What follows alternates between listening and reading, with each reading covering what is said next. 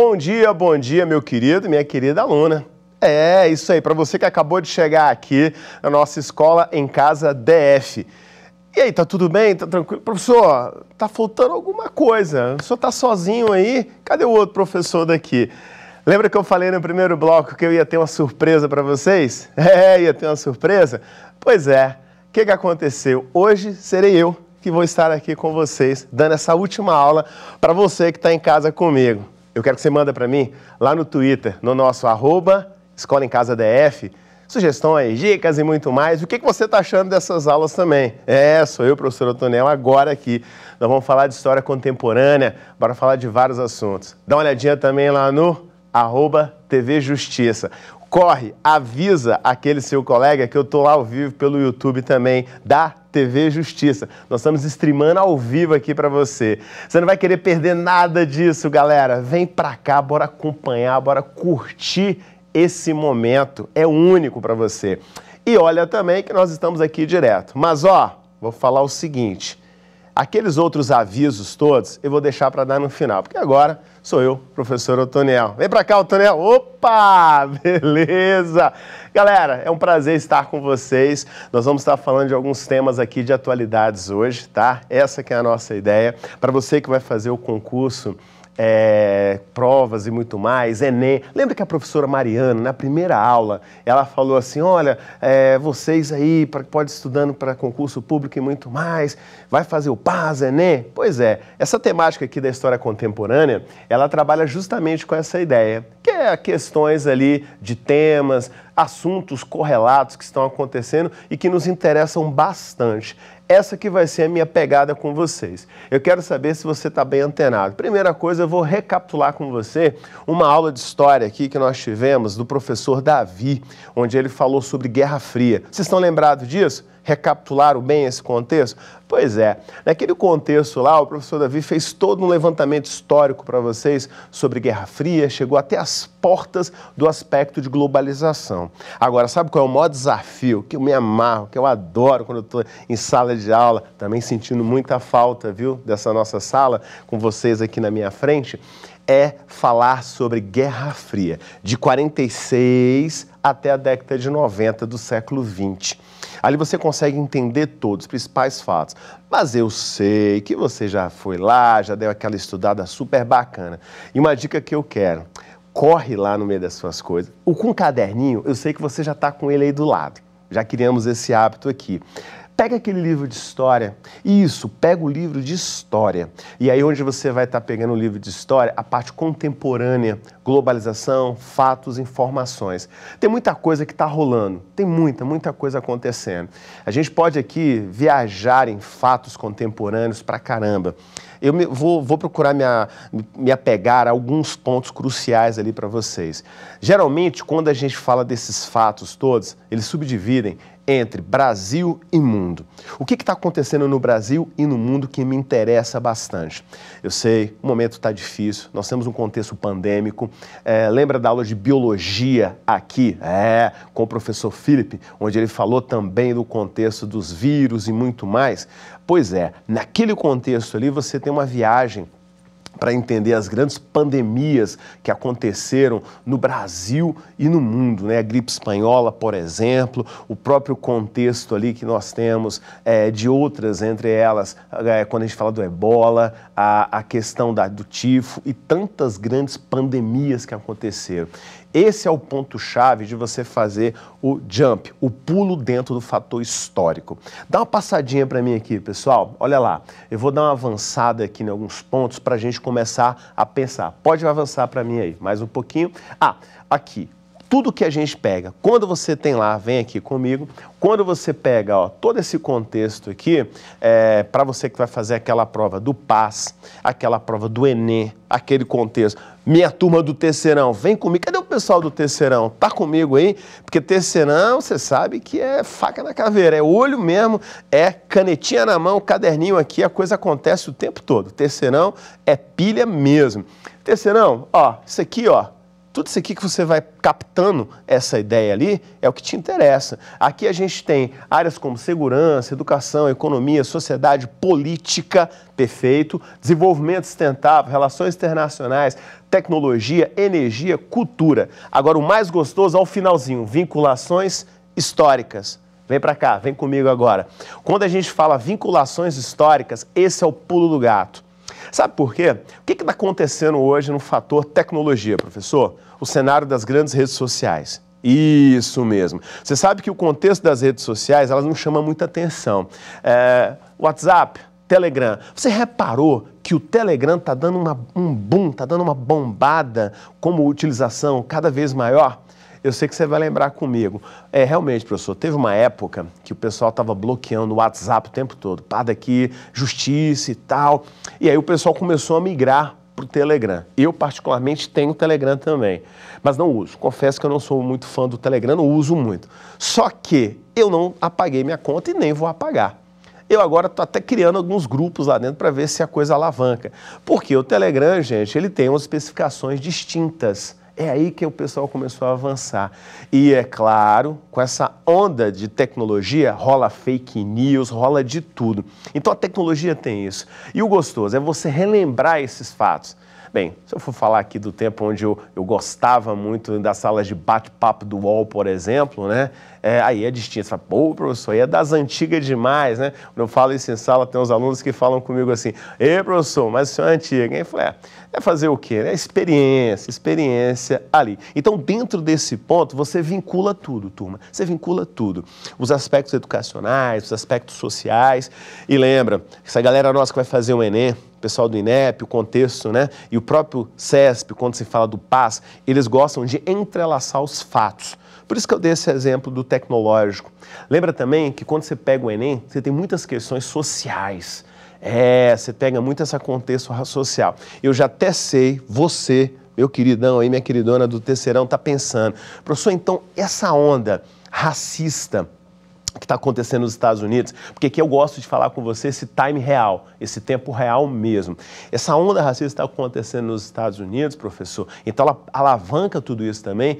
É um momento, sim, é um contexto, né, que pode ser colocado para vocês. Várias discussões internacionais, muito bom. Eu recomendo para vocês um livro do Demetrio Magnoli chamado Uma Gota de Sangue, uma obra muito boa, onde ele faz um levantamento histórico-geográfico dos Estados Unidos e o cenário plurirracial, né, e do afro-americano, um fator bem aprofundado. Para você aí que vai fazer o nosso terceirão, sabe que isso é importantíssimo à frente. E você também do segundo ano, primeiro, enfim, é bom você acompanhar. Dá mais um passo aí pra gente, pessoal. Avança mais um slide. Olha lá. Aqui, ó, deixa eu dar uma avançadinha, mudar pra cá, comigo, ó, só pra vir aqui. Quando eu pego aqui, turma, ó, eu coloquei vários temas. Pô, professor, eu percebi isso. O senhor tem vários temas que o senhor tinha colocado aí pra gente mesmo, né? Exatamente, ó. Reforma da Previdência, desmatamento no Brasil, escola sem partido, movimento indígena, nepotismo, milícias no Brasil, combate à corrupção, consumo de agrotóxicos. Beleza. Professor, vamos direto ao ponto então, sem rodeios. Qual desses temas a gente tem uma grande probabilidade deles estarem dentro do nosso contexto para o Enem, por exemplo? Vamos pegar o Enem aí. Olha, pessoal, é o seguinte, questões sociais, tá? Questões sociais, uma reforma da Previdência, vamos botar de 5 a 10, é um tema 6, tá? Desmatamento no Brasil, ele aumenta. Aí eu já diria 7 para 8, né? Até porque a gente faz um levantamento do que aconteceu em 2019. Então, o que aconteceu em 2019, isso é um fator crucial aqui em cima, nesse caso, o desmatamento. Nós tivemos queimadas, nós tivemos uma diminuição, só que tem um detalhe. O pessoal do INEP, que é o nosso contexto também do INPE, aliás, o pessoal do INPE trabalha muito com esse avanço de um ano para outro. A medição geralmente acontece de junho de 2019 a junho de 2020, ou seja, de junho a junho de um ano para o outro, tá? Então, os dados do desmatamento de 19 para 20, por exemplo, vão ser divulgados agora, nesse mês de junho. Tá? Então, é todo um cenário de estudo sério. E olha, gente, esse contexto não dá para falar que é a fake news daqui ou dali, não. Sabe por que não, galera? Seguinte, hoje você tem N satélites. Então, nós temos satélites europeus, asiáticos, norte-americanos rodando, circulando. Eu não sei se aconteceu, deixa eu dar uma ideia aqui comigo. Sei que aconteceu, você deve ter visto que uma primeira viagem espacial que aconteceu, particular, foi lançado, a NASA contribuiu, eles já até acoplaram. Eu acompanhei ao vivo pelo YouTube, direto da NASA mesmo, acho que você também deve ter feito isso, eles estavam streamando ao vivo lá. Então ali, pessoal, você tem satélites rodando o mundo, o planeta, o tempo todo. Então não tem como não falar assim, professor, tem muito fake rolando aí sobre esse papo de desmatamento e tal. Fala, pessoal, se um mentiu aqui, eu consulto o satélite europeu, eu consulto o satélite asiático, por exemplo. Então as informações, elas batem, pessoal. A gente consegue hoje comprovar muito facilmente tudo isso. Não é possível que está todo mundo mentindo, né? Então, aí tem esse detalhe. Aí eu peguei o outro, Escola Sem Partido.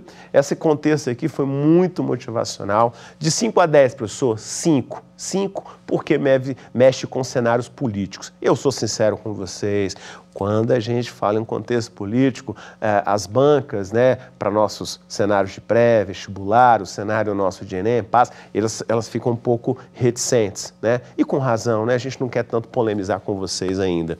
O movimento indígena, professor, aí eu daria em torno de uns 6 para 7, ali numa temática muito forte. Sabe por quê, pessoal? Porque o contexto indígena no Brasil também, ele levanta muitas polêmicas. Todo ano, nesse período aqui, desse meio agora que nós estamos, sempre tem acampamento aqui na Esplanada, É claro, nós estamos vivendo um momento atípicos hoje, então o pessoal, pelo contexto pandêmico, evitar essas grandes aglomerações, essa situação toda, isso é difícil, mas é um contexto, qual é o problema aqui? Demarcação territorial.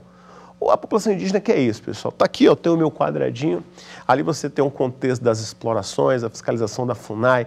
Eu estou falando de madeiramento, eu estou falando de recursos minerais, tá certo? Estou falando de várias situações exploratórias nas terras indígenas que é muito lucrativo, não só para a própria população indígena, para se manter, mas o mundo que está de olho em tudo isso, nessa fonte de matéria-prima também. Aí eu entro no nepotismo, o que é e o porquê é uma problemática. Professor, e esse daí? 6, 5, 6.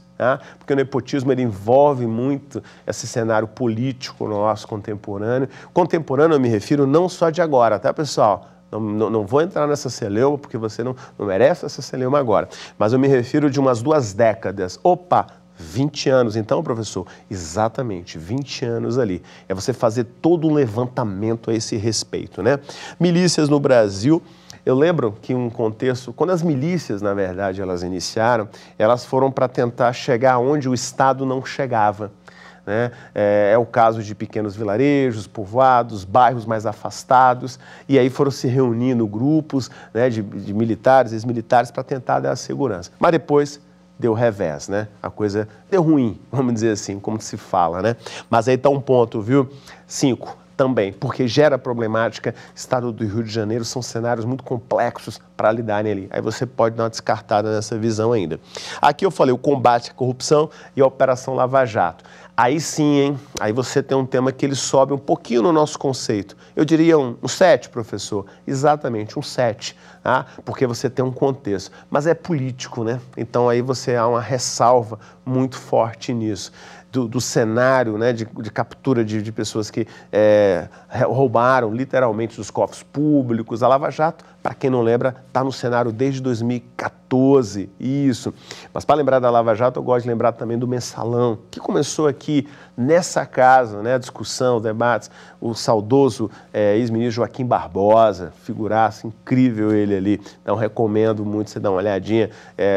Como falo, nós estamos aqui na nossa TV Justiça e eu venho chegando ali pelo salão, a gente tem um grande tapete vermelho, eu vejo a figura do jovem Joaquim, lá estava jovem, todos ali, é uma coisa fantástica. Isso já estou me referindo a 2005, tá?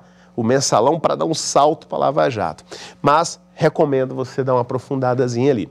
E aqui eu coloquei o consumo de agrotóxico. Por que isso, professor? Porque ele é uma temática ambiental. Isso. E aí, galera, o nível subiu. De 8 para 9, né, professor? Exato. Porque o contexto ambiental, ele está sempre em xeque. Para você, pensa, você está tendo o seu contexto das suas aulas de geografia, você tem um contexto histórico, você tem as aulas de biologia, então você tem muito cenário ambiental que está ao seu redor.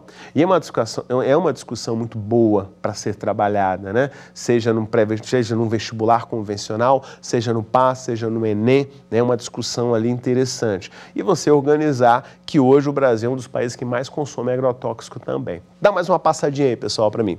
Bem, vem comigo aqui agora. Ó, aqui eu trabalhei com alguns temas Brasil ainda, onde eu falo da barragem. Todo mundo deve lembrar claramente do cenário das barragens. Eu cito os dois casos, Mariana e Brumadinho. Brumadinho, você lembra que foi o fator mais recente que aconteceu em janeiro de 2019, certo? Pois bem, então nós passamos, já temos mais de um ano, né, professor? Mais de um ano.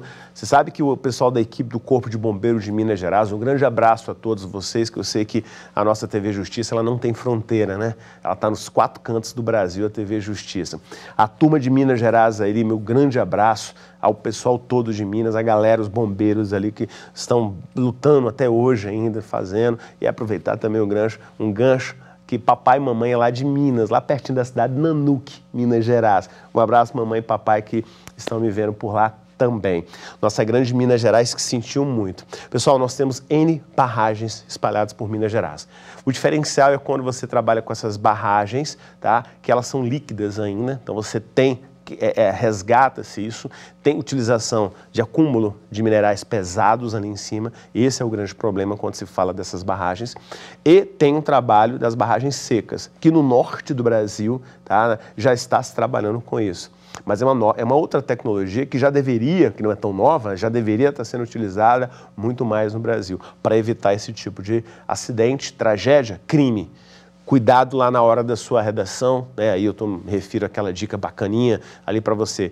Tem aquelas dicas, lembra, nós tivemos várias aulas aqui de dicas de redação, nossas professoras de português já estiveram aqui conosco, já trabalharam com vocês a organização da redação. E aí, ó, é o conteúdo.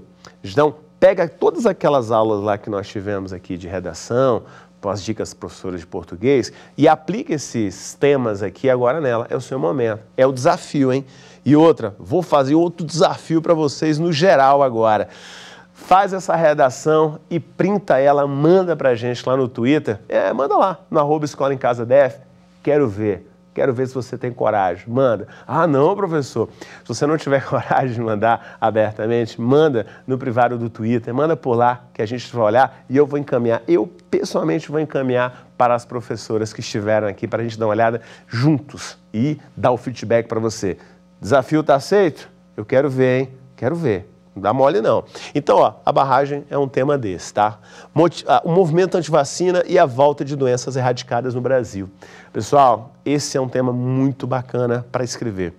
Ontem, estava vendo uma reportagem pelo pessoal da BBC Brasil, né? E vinculado ao pessoal da Reuters. São 2 grandes portais que a gente tem. E eles trabalhavam com o contexto do movimento antivacina na CBN, aliás, na BBC, falando sobre isso, nos Estados Unidos, pessoal, em particular. Como assim, professor? Os Estados Unidos, gente, tem um grande movimento anti-vacina. Lá é muito forte isso. O pessoal vai para as redes sociais e tal. Você quer ver uma coisa bem interessante para pensar? Aqui, no nosso caso, no Brasil, a gente usa muito para streamar, né, ao vivo e tal, o YouTube, né? Isso. Mas lá nos Estados Unidos, o YouTube não é tão popular quanto aqui, para nós. Então, você tem várias outras plataformas de streaming por lá. Então, nesse caso, eles divulgam vários vídeos falando, olha, as vacinas vão matar a gente. E aí começa uma celeuma surreal, eu diria para você, surreal, com esse contexto da vacina, só para você ter uma ideia. E o governo norte-americano tenta o tempo todo bloquear, batendo para evitar que isso se espalhe cada vez mais, né? Pois bem, foi feito um link, uma pesquisa rápida entre 5 norte-americanos, um falou que não vai tomar a vacina se descoberta da Covid-19. Entre cada 5 norte-americanos, um falou que não toma. Aí você vai multiplicando isso por mais de 300 milhões de norte-americanos. Então, gente, é um desafio muito grande. E no Brasil, gente, nós também temos isso, tá? Temos sim. temos isso no Brasil. Aí eu volto para o YouTube para lembrá-los que o YouTube trabalha muito com essa questão. E o pessoal tem muito essa vertente de publicar. Não, vai colocar o vírus em mim. Eu, particularmente, todo ano eu tomei minha vacina do H1N1. E vou lembrar o detalhe, isso foi o ano de 2010, exatamente, o ano de 2010. Eu estava numa escola, né? Um abraço, inclusive, para a minha regional lá do Gama, tá? Que eu sou lá da regional do Gama, estava no colégio lá no Gama, e era a turma, pipocou esse negócio do HN1, aí a gente começou na época já o hábito de lavar as mãos, um álcool em gel, né? Só que bem menos do que hoje, acho que muitos aí vão lembrar. Muitos que estão vendo externos, porque eu sei que você, meu aluno do terceirão, meu segundão, meu primeirão, aí é pedir demais, né, professor? Tem uns aí que há 10 anos atrás deveriam estar com 5, 6, 4 anos de idade, né? Não viveram, né, nada disso. Pois bem, naquele momento não tinha vacina, a vacina veio anos depois. Então eu sempre, todo ano, faço questão de tomar minha vacina. Eu sou a favor da vacina, sim, tá? Lá em casa mesmo, minhas filhas todas tomam vacina, minha esposa toma vacina.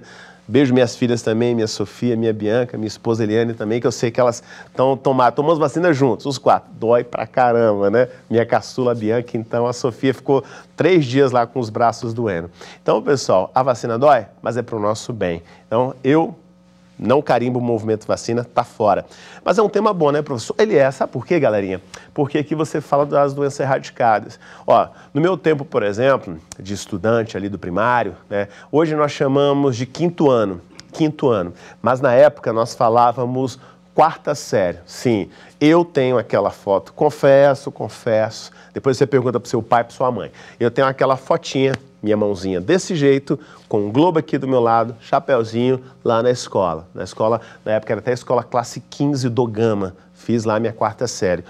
Então, ou seja, naquela época eu lembro que eu tinha um coleguinha meu que tinha paralisia infantil, poliomielite, né? Então, eu falo hoje com alguns alunos meus, eles falam assim, professor, eu não lembro, eu nunca vi. Por quê, gente? Porque nós tivemos um combate, o famoso Zé Gotinha, o sarampo, lembra? Aulas aqui de biologia, até o Felipe comentou disso também, está voltando o risco, porque nós estamos sendo negligentes com nossas crianças na vacina. Está aí um tema interessante. Por quê, pessoal? Porque você não vai falar diretamente do contexto pandêmico da Covid, que está todo mundo cansado, né, professor? Está todo mundo saturado. Aí você fala indiretamente. Lembra, os textos de apoio, vem comentando, e aí você explode em uma temática como essa. Já pensou nisso? Não? Faça uma redação. Faça e aproveita, printa essa e manda pra gente aqui no Twitter.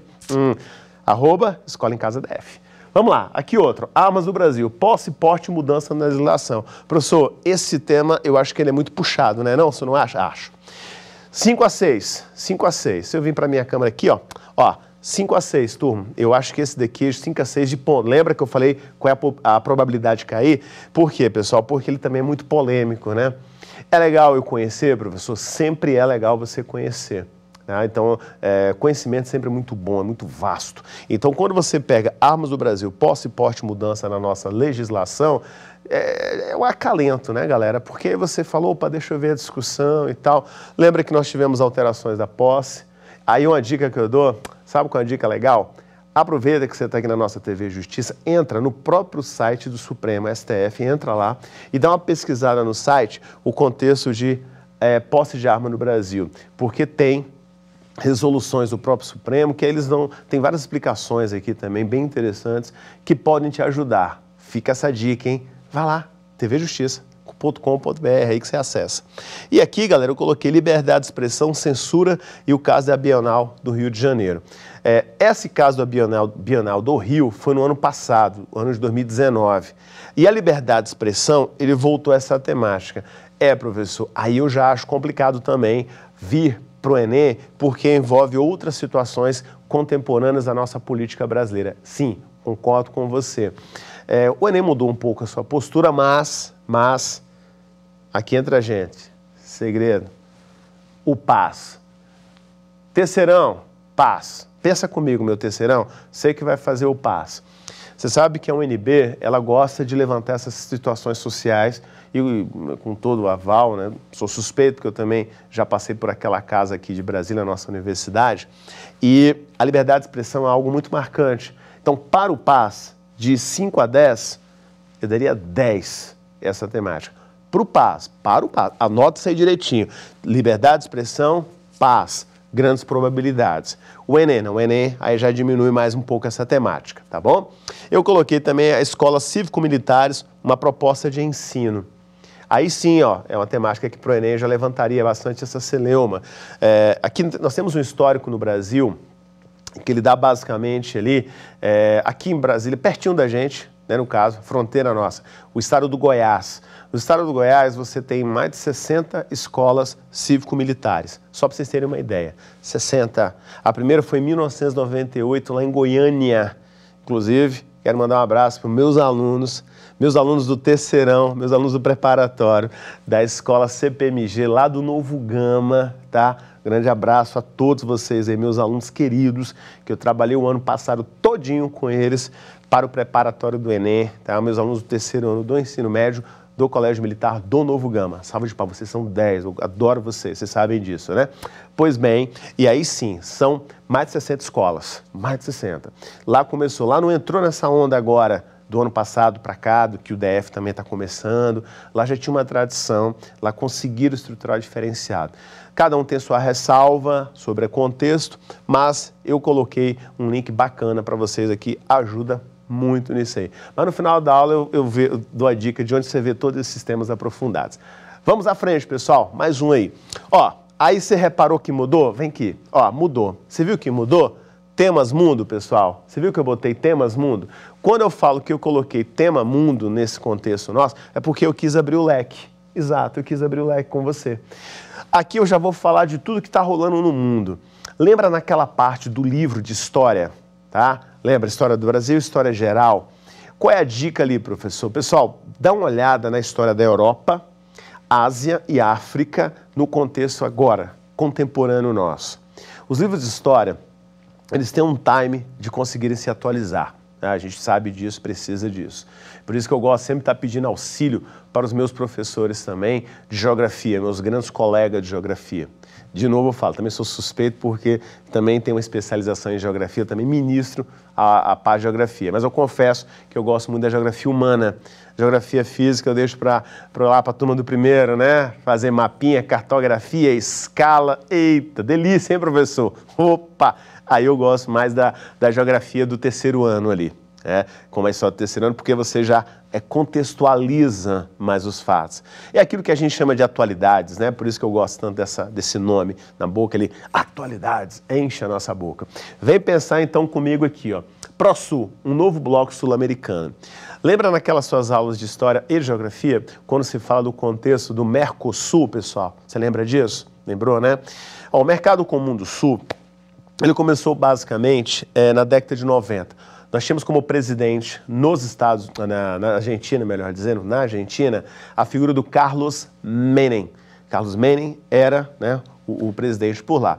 Aí nós tínhamos já passado pelo contexto aqui no Brasil do processo do impeachment do então presidente Collor, tá? Que ele não foi impeachmentado, ele renuncia antes, né?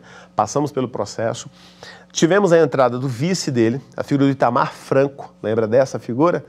Grande Itamar Franco, né? Que Deus o tenha, porque Itamar Franco já partiu. Itamar Franco e depois eleição e entrada do Fernando Henrique Cardoso. Aí eu recomendo depois você dar uma olhadinha no seu material, aí está no seu livro de história. Nova República. Dá uma lida lá quais foram os feitos do então presidente Fernando Henrique Cardoso. Foi aí nesse cenário que vai surgir o Mercosul. Professor, o senhor está falando do Mercosul por causa do bloco do ProSul, né, professor? Isso, eu estou falando justamente por isso, por causa do ProSul, tá? No contexto do ProSul, você tem uma nova roupagem, que vai ser do ano 2019 para esse ano agora. Então, o ProSul, gente, segundo eles, vão ser para discussões políticas, né, dos países latino-americanos. Porque o Mercosul ele é muito colocado pontual, você tem quem? Argentina, Brasil, Paraguai e Uruguai. São os quatro tradicionais do bloco. Professor, e a Venezuela? Você esqueceu dela. Eu falei, gente, a Venezuela está suspensa desde 2017 por esse momento conturbado na política venezuelana. Lembrando que ainda tem dois presidentes na Venezuela. A figura de Nicolás Maduro, eleito, está lá desde após a morte de Hugo Chávez, 2013 para cá, e Juan Guaidó. Juan Guaidó, que em janeiro de 2019 ali, ele se autoproclamou presidente. Então já tem. Agora, só que o contexto da crise na Venezuela, ela já se arrasta, eu diria, 2014, 15 para frente. Desde o contexto da crise do petróleo, a coisa já foi se arrastando bem. Então aqui você tem um bloco, há quem diga que ele tem uma ideologia meio que de direitista pelo Brasil, né? A roupagem Brasil, pelo contexto ali do Uruguai e do Paraguai também. O Paraguai e o Uruguai mudaram. Aí você pega o Chile, você tem o contexto da própria Colômbia, nesse caso, países que têm grandes aliados, como os Estados Unidos, por exemplo. Então você tem um pouco isso. Então são mudanças, alterações. Então, professor, eu tenho que rever bloco econômico? Por favor, reveja o bloco econômico. Dá uma analisada, dá uma olhadinha lá no bloco econômico que vai ajudá-los bastante a pensar. Faça isso. Aí falei só do Mercosul, mas nós temos o Cone Sul, nós temos a União Europeia, nós temos a UNSCA, lembra da antiga NAFTA? Olha, professor, não chegou nessa aula não, mas calma, segundo semestre, vocês aí do terceirão, quando vê o contexto dos blocos econômicos, vocês vão ver isso. Mas eu sei, você que é um excelente aluno, né, todos meus queridões que estão aí comigo, eu sei que vocês vão lembrar lá do seu nono ano, viu? Tem meus alunos aí no nono ano também, meus queridos alunos do nono ano, lá do CEF3 do Gama, um abraço para vocês que atualmente estão no SED 6 do Gama. Quando eu vou lá é uma festa fantástica, gosto muito de lá. Vocês vão lembrar das aulas lá do nono ano, quando vocês tinham esse cenário, falava-se dos blocos econômicos dentro do aspecto geográfico ali, lembrou? E a história também dá uma boa pincelada nisso. Então, aí você tem... Era NAFTA, que virou UNSCA, né? Que aí você tem, a UNSCA é USMCA, tá bom? Que é Estados Unidos, México e Canadá. Aí nós temos o contexto dos BRICS, por exemplo, Brasil, Rússia, Índia, né? Você tem um contexto da China, África do Sul. Então, ó, os BRICS não é um bloco econômico, não me interprete mal. Tá? Não me interprete mal. Professor, não, calma lá. Ele não é um bloco, ele é um acordo comercial. Bloco econômico, ó, anotou, anota aí. Mercosul é um bloco, UNSCA é um bloco, tá bom? O contexto da União Europeia é um bloco, Cone Sul é um bloco, tá bom? A LAD é um bloco, isso é um bloco. O BRICS nada mais é do que um acordo comercial. E com o grande cenário da China. Você repara, pessoal, coloca na tela cheia para mim, para o aluno reparar. Avança, pode avançar um para nós? Avança um. Coloca na tela cheia, UNSCA, o surgimento de um novo NAFTA, para o nosso aluno. Ó, perfeito. Quando você vê, aqui ó, é o contexto do NAFTA, que eu citei agora. E aqui, ó, quando eu falei da China, ó, guerra comercial entre China e Estados Unidos, a nova face da disputa de poder. Você viu esses dois pontos? Então, o UNSCA e a guerra comercial, eles se encontram aí. Você percebeu esses dois temas? Pode voltar lá para aquele outro slide para a gente. Então, ele se encontrou lá. Você reparou isso? Por quê? Porque a China, turma, ela está vivendo um grande momento comercial. Esse é o grande contexto. Professor, realmente, questão de uso de máscara e muito mais. Pessoal, vamos pensar. Todo o contexto da matéria-prima, ela sai do contexto de países como o Brasil. O Brasil é um grande fornecedor de matéria-prima, né? O que a gente tem como commodities, produtos de baixo valor agregado. Minério de ferro, aço, né? O contexto do café, o contexto que nós temos de carnes. Lembra que o Brasil é um grande exportador de carnes, inclusive. Aí nós temos o açúcar, exatamente, o açúcar.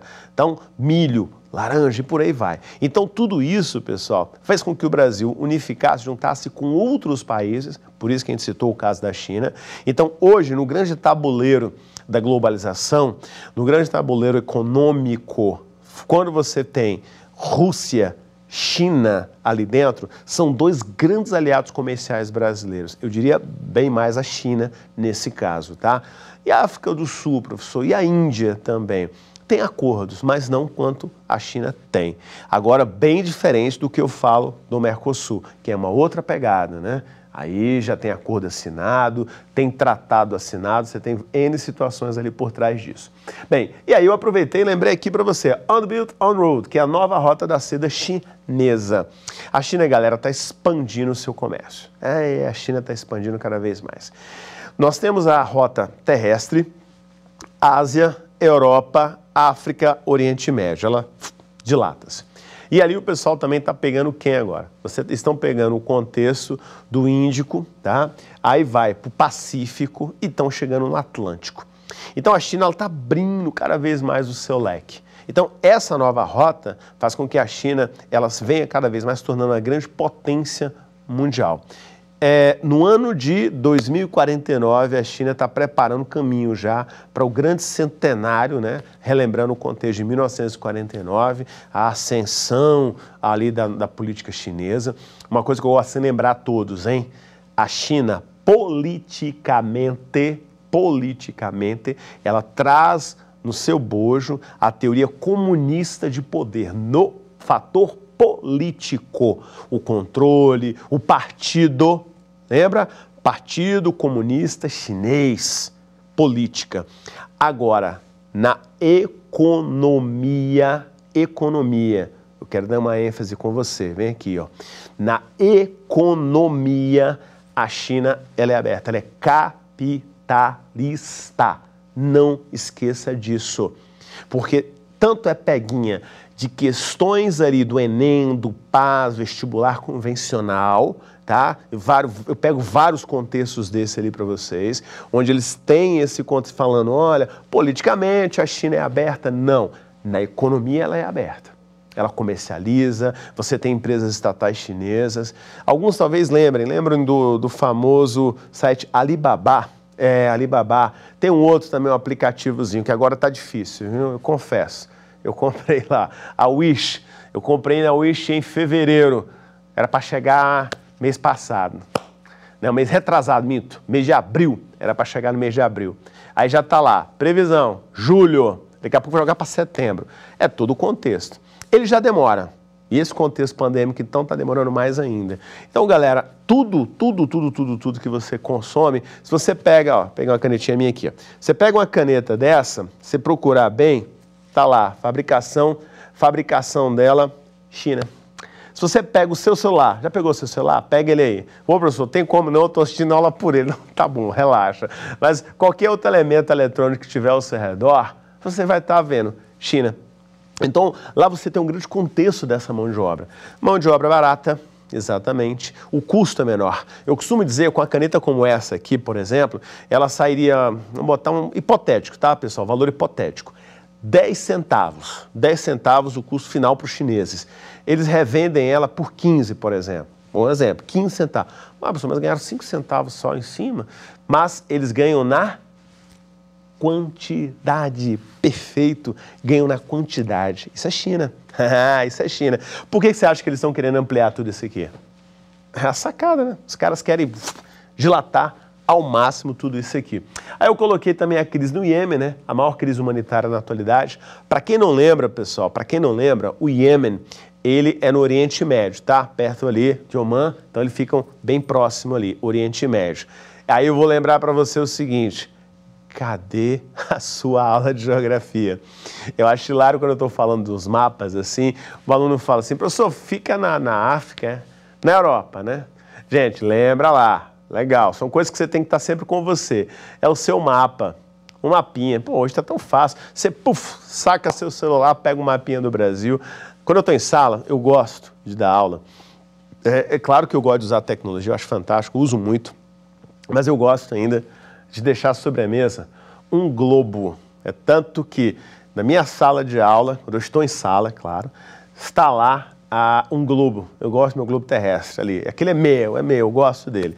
E ainda, se possível, ilumino ele, boto ele para girar para meus alunos ali, para eles verem localizar. E é tão gostoso quando você está com o globo ali, tipo aquele momento, lembra aquele momento você, quando você está fazendo seu exercício, está lá compenetrado, aí você termina o exercício, aí traz aqui, professor, trouxe para o senhor dar visto? Eu falei, claro. Aí eu estou lhe dando aquela lida, estou dando visto, e o aluno começa a girar o globo e fica viajando ali. Pô, professor, África, Estados Unidos, Europa. Gente, isso é fantástico. É você estar descobrindo um mundo, literalmente você está descobrindo um mundo. Pensando nisso, olha com mais atenção lá por Oriente Médio. Não fica só preso Iraque, Israel, Síria, né? Porque temos os conflitos na Síria também. Foca mais, analisa mais. Ali tem muitas fontes de petróleo, uma riqueza muito grande. Aí eu coloquei também a crise na Venezuela, o país com 2 presidentes. Pessoal, a crise na Venezuela foi o ápice de todo o processo, né, turma? Foi, professor? Eu diria que foi. Foi muito tenso esse contexto na crise na Venezuela. Está sendo, né? Pra vocês terem ideia, a Venezuela é o país, na verdade, que perdeu muitos venezuelanos economicamente. A inflação na Venezuela, o último dado que eu vi, se eu estiver errado, peço desculpas, mais de 700% a 800% a inflação no país. Tá? Eu não sou daqueles que gostam de colocar a culpa no tio Sam, é culpa dos Estados Unidos. Gente, o país, ele entrou numa espiral inflacionária de crise, de colapso. Uma coisa é você ter um líder, né, um presidente líder que lidera, como era o caso de Hugo Chávez, mas ele se foi. O Maduro talvez não tenha aquela mesma pegada, né, professor? Não, possivelmente não tem, já descobrimos isso. E é claro, o mundo mudou no contexto de petróleo. Se você observar bem, todo aquele cenário que nós tínhamos do preço do barril de petróleo mudou. Mudou, galera, mudou. O valor do barril caiu no contexto. Isso eu estou me referindo quando, professor? 2015, 16, 17, 18, 19. Não vou entrar nesse contexto da pandemia agora, porque os momentos são outros, né? As crises econômicas estão vivenciando de outra forma, mas a Venezuela sentiu. Por isso que eu lembrei para vocês naquela hora que, em 2019, nós temos figuras de 2 presidentes, inicia-se e está lá até hoje, que é o Maduro, né? Nicolás Maduro, e Juan Guaidó, autoproclamado. Então, nós temos 2 vertentes que você pode aproveitar num texto seu aí, tá? Que é, lembrando na Venezuela, esse cenário da crise política e da crise econômica. Aí abre a vertente para isso aí. Falou? Fica essa dica. E aí vem a crise na Argentina, os elementos recentes de um quadro histórico. O que aconteceu ali, professor? A Argentina, minha turma, ela teve a mudança presidencial, né? Então nós tivemos a saída de Maurício Macri, que ele assumiu o poder sobre uma postura de falar assim, olha, nós vamos mudar completamente a Argentina, eu sou empresário, tenho uma pegada mais firme. Ele começou com esse diálogo, ele começou com esse debate, essa coisa toda, e aí, de repente, Macri não alcançou seu objetivo. Uma pena, para muitos sim, né? Para muitos sim. Mas aí está um ponto que eu acho interessante. E quem volta das cinzas ali, eu diria, a figura de Cristina Kirchner. Sim, ela é a atual vice-presidente na Argentina. Ganharam ano passado e já tomaram posse também. Tem muito esse lance ideológico. E é legal você ter esse peso, né? Lembra lá quando você está vendo, já no século XX, se não me engano, entre o primeiro e o nosso segundo bimestre, do nosso material de história, para você, agora eu estou focado com o aluno do 3º ano em particular, tá, pessoal? Para você, aluno do 3º ano, quando você pega ali aquela parte da história do Brasil, do mundo, aliás, história geral, e tem o contexto dos estudos das grandes ideologias, lembra lá? Aí você vai dar uma viajada pelo contexto do anarquismo, você vai dar uma viajada no contexto comunista, capitalista, tá? Então você vai ver várias teorias. Quem ancora a gente legal, quem dá uma âncora, que dá uma visão boa para a gente com isso também, é o pessoal da filosofia. Então, com a filosofia também você vê os chamados filósofos mais contemporâneos, por exemplo, que vão te dar uma ideia bacana de como que essas teorias, essas ideologias, né, podemos dizer assim, elas vão se fixando, vão juntando. E aí, é claro, eu sempre deixo com você, meu aluno, a sua opinião, de você falar, eu concordo com essa, não gosto dessa. A minha missão como professor de história e historiador é apresentar para você o conhecimento, e aí você vai fazendo suas análises. Eu prezo muito por isso em você. Então, nesse caso aqui, quando a gente fala da Argentina, a Argentina mudou a sua postura de ideologia política por lá, e atualmente você tem um governo mais voltado para a esquerda, né? Assim, vulgo esquerda, mas vulgo diferenciado também, né? Como no Brasil já tem outra postura mais direitista, isso é natural. Se eu pego para os Estados Unidos, se eu pego a Europa, você vai ter uma grande celeuma nisso aí, tá bom? O que mais? E aqui eu coloquei Brexit, a novela entre o Reino Unido e a União Europeia. Opa, ela mudou, né, professor? Sim, pessoal, ela mudou completamente. Primeiro, 31 de janeiro de 2020. 31 de janeiro de 2020, de fato, acaba essa novela em partes, né? Ou seja, o que acontece? O atual primeiro-ministro, a figura de Boris Johnson, ele fez com que o Reino Unido saísse, de fato, da União Europeia. Só gosto de lembrar você que eu tenho quem lá? Inglaterra, né? País de Gales, Irlanda do Norte e quem? Países Baixos ali, né? No caso que é quando você fala do Inglaterra, Reino Unido, né? Que é o contexto do Reino Unido ali, Países Baixos não, você pega o contexto da Inglaterra, você pega o contexto da Escócia, da Irlanda do Norte, então esses ali que compõem o que a gente tem como Reino Unido. Então, nesse cenário, o Reino Unido ele saiu fora do contexto. Então ele já não está mais dentro do Brexit, né? O Brexit aconteceu, ele não está mais dentro da União Europeia, saiu de fato ali. Então, quando a gente tem essa alteração, essa mudança ali na economia, no fator da União Europeia, isso tem um reflexo muito grande até para o próprio Brasil.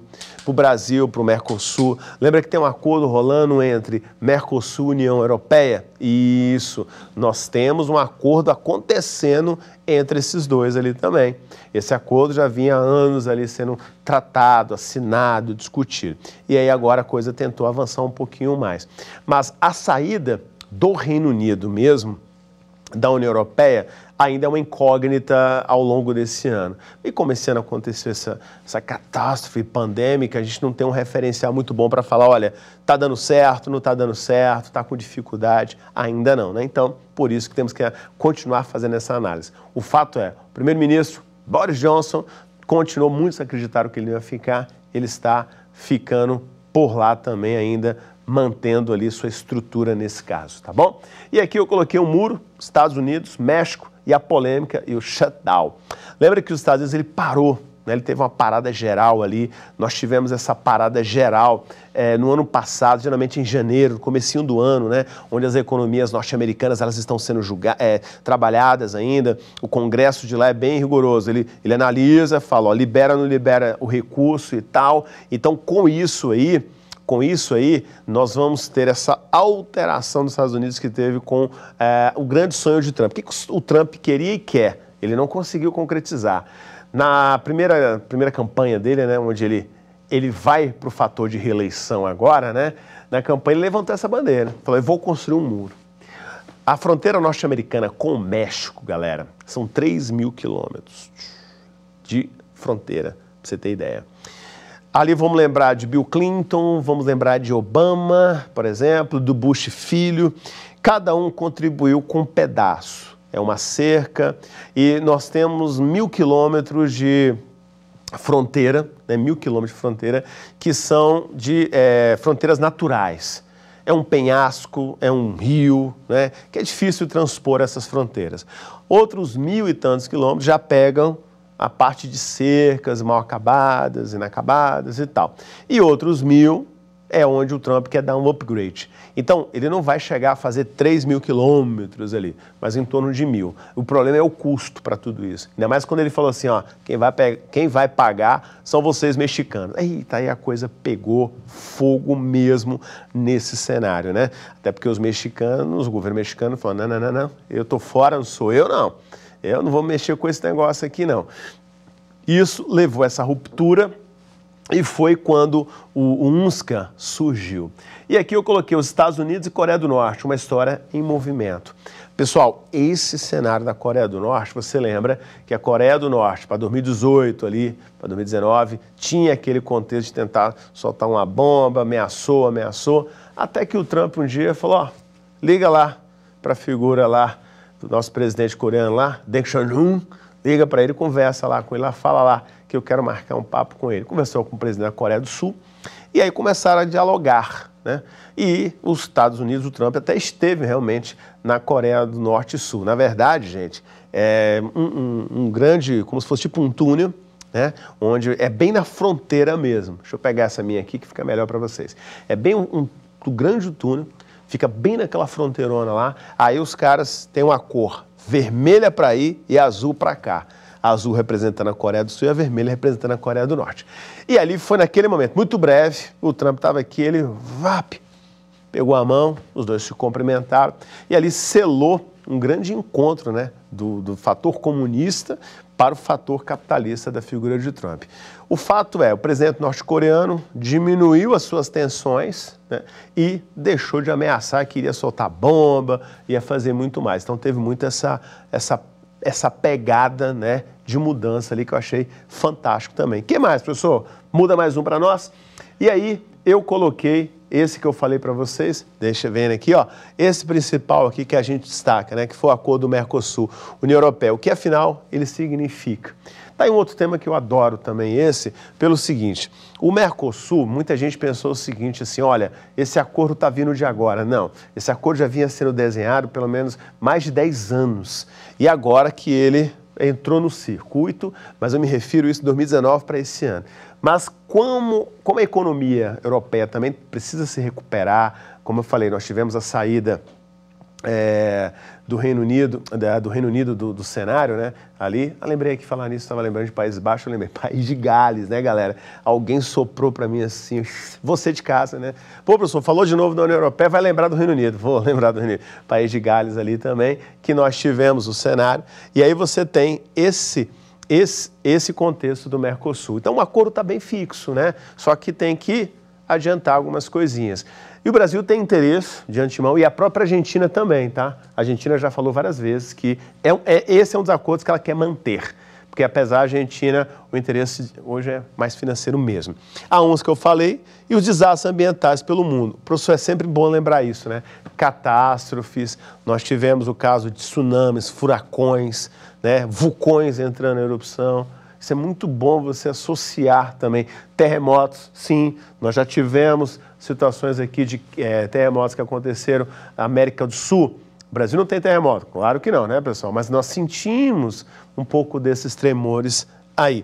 E a nossa guerra comercial entre China e Estados Unidos, que aí também como destaque, por isso que eu associei aquele momento com vocês. Suave isso, né? Agora aqui, como eu falei, dá uma reforçada nisso aqui, nessa guerra comercial, dá uma boa olhada, bons links ali. Aquele site da BBC Brasil, por exemplo, que eu falei com vocês, você tem um doczinho lá dentro, né? Um artigo muito bom sobre isso. E o último tema aqui, eu coloquei o coronavírus, que você está vendo muito, está sendo muito falado, então acho que você não vai ter muita dificuldade nisso. Mas, ó, para você não ficar tão frustrado assim, né? Pô, professor, muito tema, legal. Eu quis dar uma viajada. Aula introdutória, primeira vez que eu estou aqui dando aula para vocês, e eu queria mostrar um pouco esses temas. Anota aí, você está com o caderninho aí de novo? Anota nele, anota assim, ó, radaratualidades.com, radaratualidades.com. Esse é meu site, que esse material já está lá, pronto para você, tá bom? Meu aluno do terceirão, a gente faz para você, sempre. Tá bom? Então, corre lá que você tem isso lá. E aproveitando também, tem no meu Instagram, eu coloco sempre dicas. Todo dia tem uma dica lá. Qual é o Instagram, professor? Você viu meu nome aparecendo na minha tela? Tá lá, professor Otoniel Linhares, beleza? E aí, pra gente encerrar a nossa aula, lembra que eu tô sempre com ele? Ah, eu tô com ele aqui. E aí é o seguinte, galera, você acompanha a gente, se você perder essa aula de hoje, acompanha hoje à tarde na TV União, tá? Todos os nossos recados eu estou dando aqui já para vocês. Então, tá lá disponível também já à tarde e as aulas junto com ela lá na Escola em Casa DF pelo YouTube. E eu trouxe uma frase hoje, um grande pensamento aqui do Harari. Harari, que é um cara que escreveu o livro Homo Sapiens, Homo Deus, 21 lições do século XXI, onde ele fala assim, ó, este é o melhor motivo para estudar história. Não para poder predizer o futuro, e sim para se libertar do passado e imaginar destinos alternativos. O que eu acabei de apresentar para vocês foram destinos alternativos. Fique em casa, se cuide, certo? Sempre saia com máscara, tudo certinho. Eu agradeço, gratidão para todos vocês que me acompanharam. Obrigado, essa é a minha equipe aqui da TV Justiça. Vocês são 10, são incríveis. Muito obrigado por estar nessa casa, contribuindo com vocês. Nós somos Escola em Casa, nós somos Educação, nós somos TV Justiça. Valeu, pessoal. Até a próxima. Fiquem em paz e com Deus.